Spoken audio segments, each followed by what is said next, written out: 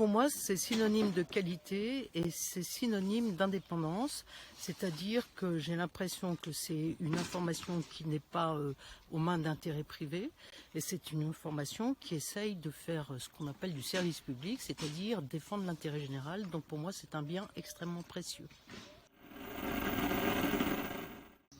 Je pense que c'est très difficile et je pense que ce serait très peu souhaitable parce que moi j'attends quelque chose d'objectif et quelque chose qui ne soit pas aux mains d'intérêts commerciaux ou d'intérêts privés et je ne veux pas non plus d'une chaîne qui soit une chaîne, si vous voulez, polémique, défendant tel intérêt particulier ou tel intérêt politique. Ça, je trouverais qu'en démocratie, ce serait vraiment une régression très forte.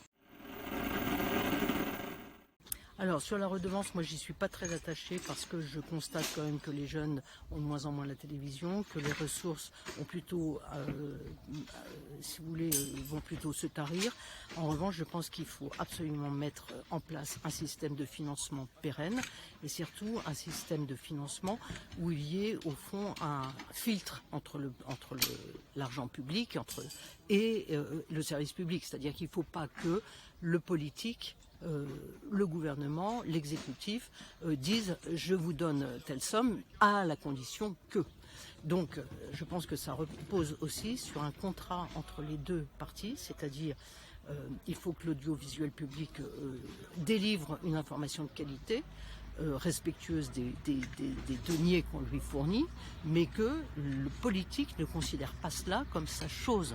Parce que sinon on tombe dans les travers des chaînes privées, c'est-à-dire que vous avez toujours derrière un intérêt particulier, en l'occurrence, ça serait l'intérêt du gouvernement. Donc ça, il faut absolument trouver un système pour des recettes pérennes et une indépendance dans l'attribution de ces recettes.